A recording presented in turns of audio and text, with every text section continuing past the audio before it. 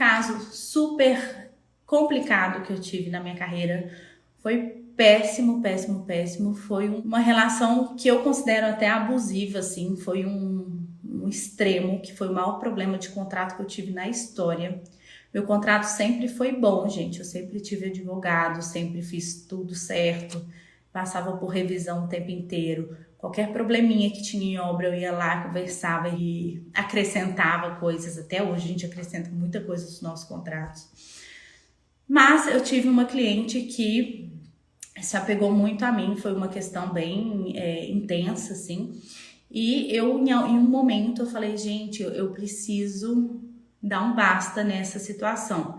Ela me sugava, me ligava, falava que era só eu, que ela não podia falar com ninguém da minha equipe. Foi uma situação bem complicada, inclusive deu delegacia, polícia e tudo mais. Mas num momento eu falei assim, gente, eu preciso quebrar o contrato dessa mulher. E eu fiquei com isso na cabeça uns 2 meses. Eu falei, eu preciso sair dessa, eu preciso sair dessa, eu preciso sair dessa.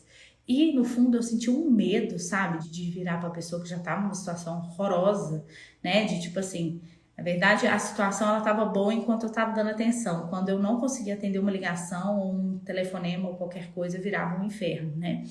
Então eu falei, isso é doentio, isso não é o que foi acordado. Nós temos um contrato de prestação de serviço, não vendi minha alma, não foi uma coisa nesse sentido. Ela sugava tanto, tanto, tanto, que ela começou a interferir até na minha vida pessoal, né? Então foi uma coisa bem traumática, bem traumática. O problema aconteceu quando eu estava prestes a ter o meu filho, Luca, que eu falei que eu não atenderia mais ela, e naquela época eu falei que eu devia ter reincidido há 2 meses atrás, para realmente cada um seguir seu caminho, contratar outra pessoa e seguir o processo.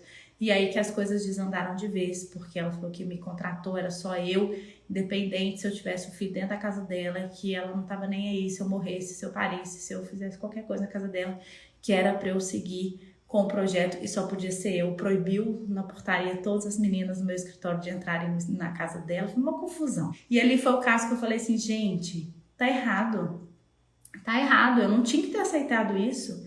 E aí aceitei, depois teve delegacia, teve polícia, teve tudo envolvido, porque eu não vi a hora certa de falar, chega. Eu não tive, na verdade eu vi a hora certa, eu não tive a coragem de falar, tá errado, não tá certo, está abusivo, está fora do acordado, eu vou sair fora. Eu não tive coragem de fazer isso, mas eu sabia que eu devia ter feito. Sabe aquele negócio que você tem certeza que você devia ter feito? Não tá certo. E eu corri o risco, né? Eu fiquei com medo, porque pra mim isso é medo. Eu sentia medo. Eu falei assim, nossa, o negócio já tá tão ruim. A cliente é tão boa, era uma cliente muito rica, de um potencial tão bom. Eu falei, eu vou desagradar essa cliente agora desse jeito, já tá desandado tudo, agora eu vou só piorar a situação se eu fizer um negócio desse. Enfim, deu o que deu, confusão, até recentemente a gente em confusão para tentar resolver questão de contrato, de o que tinha no meu contrato, o que não tinha no contrato, 3 anos e meio depois, gente.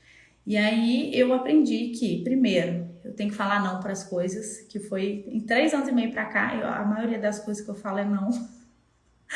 Eu tinha muita dificuldade de falar não com o cliente. Eu até recebo muito pedido das meninas, Vivi, eu tô ficando ruim igual você. Eu falei, gente, eu não sou uma pessoa ruim, eu sou uma pessoa justa. A gente tem que ser justo pelo contrato que a gente fez. O que foi acordado, foi acordado. O problema é quando você não acorda direito, quando você não fala os seus porém direito, não fala o que você faz direito e depois vai cobrar isso do cliente futuramente.